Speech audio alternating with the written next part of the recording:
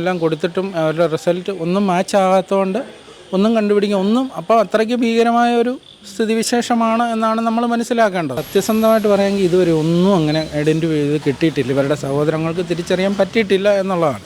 ചേട്ടനിപ്പോൾ Pullad member കൂടിയാണ്, രജിതയെ അടുത്തറിയാവുന്നയാളാണ്. ഇപ്പോഴും എന്തുകൊണ്ടാണ് രജിതയുടെ മൃതദേഹം നാട്ടിലെത്തിക്കാൻ വൈകുന്നത് എന്നതിനെക്കുറിച്ച് എന്തെങ്കിലും വിവരം കിട്ടിയോ? തീർച്ചയായിട്ടും അവരുടെ ഇവിടുന്ന് രഞ്ജിതയുടെ സഹോദരനുമായിട്ടൊക്കെ ഞങ്ങൾ ബന്ധപ്പെടുന്നുണ്ട്. സഹോദരൻ്റെ ഒരു ബന്ധുവും കൂടാണ് ഇപ്പം മെഡിക്കൽ അവർ ഇത് കഴിയുന്നത് ടാറ്റയുടെ അക്കോമഡേഷനിലാണ് അവർ കഴിയുന്നതുമൊക്കെ. അപ്പോൾ അവരുമായിട്ട് ദിവസം വിളിക്കാറുണ്ട്.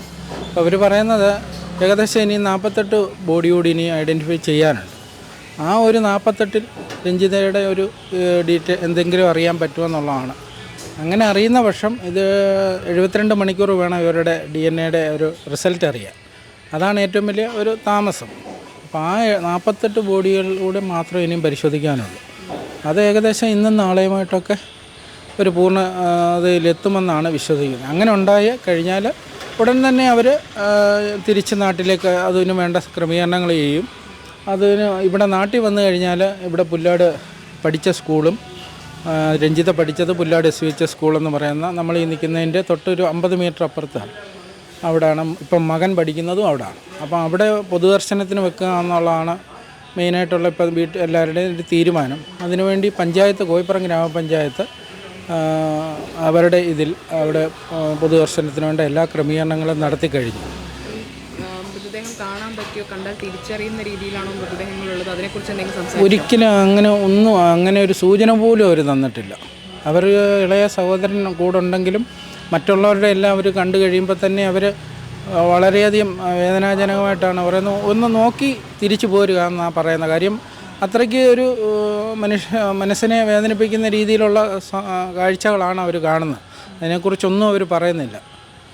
അപ്പം നിലവിൽ അങ്ങനെ നോക്കി തിരിച്ചറിയാൻ പറ്റുന്ന രീതിയിലേക്കൊന്നും കാര്യങ്ങൾ അങ്ങനെയൊന്നുമില്ല. ഭാഗ്യം ഉണ്ടെങ്കിൽ DNA ടെസ്റ്റിൻ്റെ ഇതുകൊണ്ട് നമുക്ക് ബാക്കി കാര്യങ്ങൾ ക്രമീകരിച്ച് തരും, അത്രയേ ഉള്ളൂ. അല്ലാതെ നമ്മൾ ഒന്നും പ്രതീക്ഷിക്കുന്നില്ല സത്യം പറയാമെങ്കിൽ. കാരണം ഇവരുടെ സീറ്റ് നമ്പർ അനുസരിച്ച് ആണ് ഇത്രയും പ്രശ്നമായിട്ട് വന്നിരിക്കുന്നത്. ഇപ്പം എന്തോ പല അറിവ് വെച്ചും 15ഉം 29ഉം സീറ്റിന് ഇവിടെ 19ആണ് സീറ്റ് നമ്പർ എന്ന് പറയുന്നത്. അപ്പോൾ ആ 15 തൊട്ട് 29 വരെയുള്ള സീറ്റ് നമ്പറുകളിലാണ് ഈ ഏറ്റവും കൂടുതൽ അപകടകരമായ ഒരു സ്ഥിതിവിശേഷമെന്നാണ് നമുക്ക് മനസ്സിലാക്കാൻ പറ്റുന്നത്. ഒരു പക്ഷെങ്കിൽ ഇപ്പം നമ്മളൊരു ബസ്സിൽ കയറിയാൽ ഡീസൽ ടാങ്കിൻ്റെ ഒക്കെ അടുത്തുള്ള ഒരു സീറ്റ് നമ്പരൊക്കെ എന്ന് പറഞ്ഞ പോലെ ആ ഒരു ഫ്ലൈറ്റിൻ്റെ ഇന്ധനം നിറയ്ക്കുന്ന ഭാഗത്ത് എവിടെയാണ് ഇവളിരുന്നതായിട്ടാണ് കൊച്ചുമോളെന്നാണ് ഞങ്ങൾ വിളിക്കുന്നത്. കൊച്ചുമോൾ ഇരുന്നതായിട്ടാണ് അവരുടെ ആ സീറ്റിൻ അറേഞ്ച്മെൻറ്റ് ചെയ്തിരിക്കുന്നത്. ഇവിടെ നമ്പർ 19 ആണെന്നാണ് പറയുന്നത്. അപ്പോൾ അതാണ് അതിൻ്റെ ഒരു. രജിത ഉപയോഗിച്ച സാധനങ്ങളോ അങ്ങനത്തതൊക്കെ ഇവർക്ക് നൽകിയിട്ടുണ്ടോ?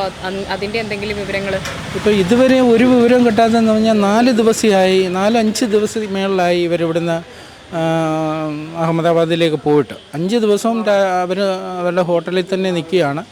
റിസൾട്ടിന് ഇതെല്ലാം കൊടുത്തിട്ടും അവരുടെ റിസൾട്ട് ഒന്നും മാച്ച് ആകാത്തതുകൊണ്ട് ഒന്നും കണ്ടുപിടിക്കുക അപ്പോൾ അത്രയ്ക്ക് ഭീകരമായ ഒരു സ്ഥിതിവിശേഷമാണ് എന്നാണ് നമ്മൾ മനസ്സിലാക്കേണ്ടത്. അതായത് കൊണ്ടുപോയ സാധനങ്ങളെ കുറിച്ചൊക്കെ ഇപ്പോൾ പറയുന്നുണ്ടല്ലോ. അപ്പോൾ അങ്ങനെ കൊണ്ടുപോയ എന്തെങ്കിലും സാധനങ്ങൾ ലഭിക്കുകയോ നൽകുകയോ അങ്ങനെ എന്തെങ്കിലും ചെയ്യാൻ പറ്റിയിട്ടുണ്ടോ? സത്യസന്ധമായിട്ട് പറയുമെങ്കിൽ ഇതുവരെ ഒന്നും അങ്ങനെ ഐഡൻറ്റിഫൈ ചെയ്ത് കിട്ടിയിട്ടില്ല. ഇവരുടെ സഹോദരങ്ങൾക്ക് തിരിച്ചറിയാൻ പറ്റിയിട്ടില്ല എന്നുള്ളതാണ്.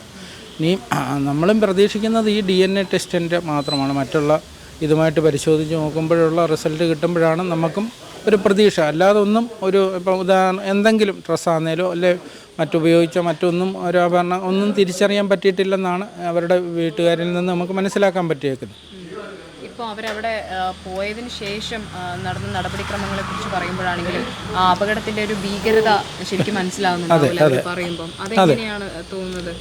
ഇതിപ്പോൾ ഒന്നാമതെ നമ്മൾ ഇതിപ്പം ആരും പറഞ്ഞറിയിക്കേണ്ട. ഇത് നമ്മൾ ലൈവായിട്ട് അന്ന് ഏകദേശം 1:40 മുതൽ തന്നെ ഇത് ലൈവായിട്ട് TV കണ്ടുകൊണ്ടിരിക്കുക. അപ്പോൾ ആ ഭീകരമായ അവസ്ഥ എല്ലാവരും കൊച്ചു കുഞ്ഞുങ്ങൾ തൊട്ട് എല്ലാ അവസ്ഥകൾ കണ്ടുകൊണ്ടിരിക്കുകയല്ലേ. അപ്പം നമ്മളൊക്കെ ഇപ്പോൾ ഇത്രയും ദിവസം അന്ന് ആ സംഭവം നടന്ന ദിവസം തൊട്ട് ഇന്ന് വരെ അത് TV ചാനലുകളിലൊക്കെ കൂടെ ദൃശ്യമാധ്യമങ്ങളിൽ കൂടെയൊക്കെ അതിൻ്റെ ഒരു ഭീകരാവസ്ഥ ജനങ്ങൾക്ക് ബോധ്യപ്പെട്ട് കഴിഞ്ഞു. കാരണം ആ ഫ്ലൈറ്റ് അത് കാണുന്ന ആർക്കും മനസ്സിലാവും, പറന്നുയർന്ന് പിന്നെ കാണുന്ന ഒരു തീഗോളം മാത്രമാണ്.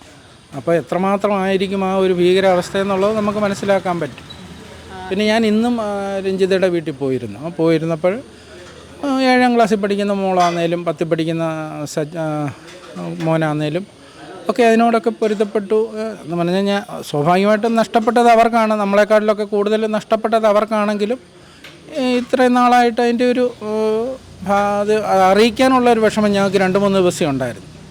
ഞാനടക്കം എന്നോട് പലരും ചോദിച്ചു അറിയിക്കും. അപ്പം 2 ദിവസം കഴിഞ്ഞപ്പോൾ മൂത്ത മകനോട് പറഞ്ഞു പൊരുത്തപ്പെട്ട് പോകണം. അപ്പം മരണം കഴിഞ്ഞ് 2 ദിവസം കഴിഞ്ഞാണ് പറയുന്നത് അപകടം നടന്നത്.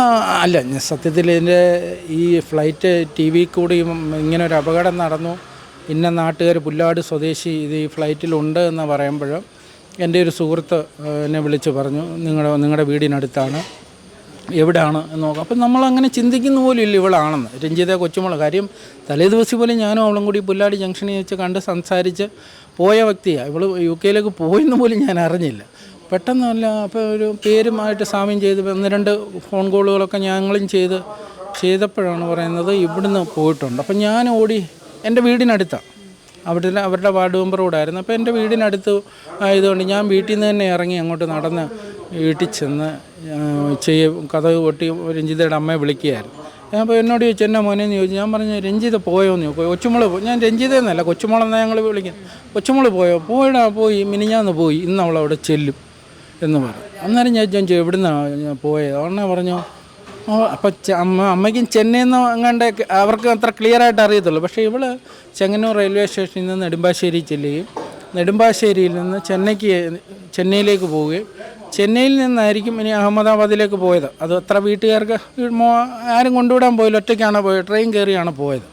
അപ്പോൾ അങ്ങനെ ആ ഒരു സാഹചര്യത്തിലാണ് നമുക്ക് മനസ്സിലാക്കാൻ പറ്റിയത്. ചെയ്യാൻ ഇതിപ്പോൾ മൃതദേഹം എത്താൻ വൈകുന്നത് കുടുംബത്തെയും വിഷമത്തിലാക്കുന്നുണ്ട്.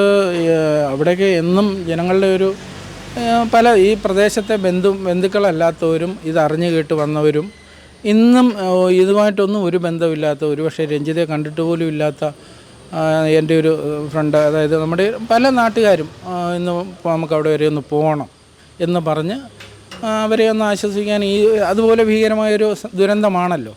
ആ ദുരന്തം എല്ലാവരുടെയും എല്ലാം നമ്മുടെ പ്രത്യേകിച്ച് ഈ കൊച്ചു കേരളത്തിൽ എന്ന് പറഞ്ഞാൽ എല്ലാം വിദേശത്തും പഠിക്കാൻ പോയാലും ജോലിക്ക് പോയാലും എല്ലാം ഈ ഒരു ഫ്ലൈറ്റിനെ ആശ്രയിച്ചൊക്കെ പോകുമ്പം ഇത് ഇവരുടെ മാത്രമായ ഒരു ദുരന്തമല്ല, ഇത് നാളെ നമുക്കും ഉണ്ടാകുക. എൻ്റെ മകളും അവിടെ വിദേശത്താണ്, അല്ലെ എൻ്റെ മകളും ഓസ്ട്രേലിയ എന്നൊക്കെ പറഞ്ഞാണ് പലരും വരുന്നത്.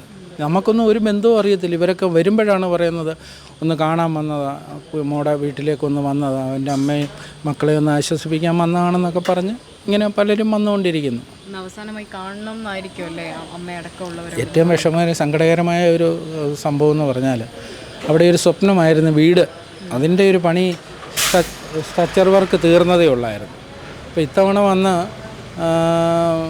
കോൺട്രാക്ടറുമായിട്ട് സംസാരിച്ച് ടൈലുമൊക്കെ എടുത്തു കൊടുത്ത് ബാക്കി പണിയോടെ ഫിനിഷ് ചെയ്യാനുള്ള കോൺട്രാക്ടറുമായിട്ടുള്ള കരാറൊക്കെ അവർക്ക് കൊടുക്കാനുള്ള സാമ്പത്തികമൊക്കെ കൊടുത്ത് 2 മാസം കൊണ്ട് തീർക്കണം.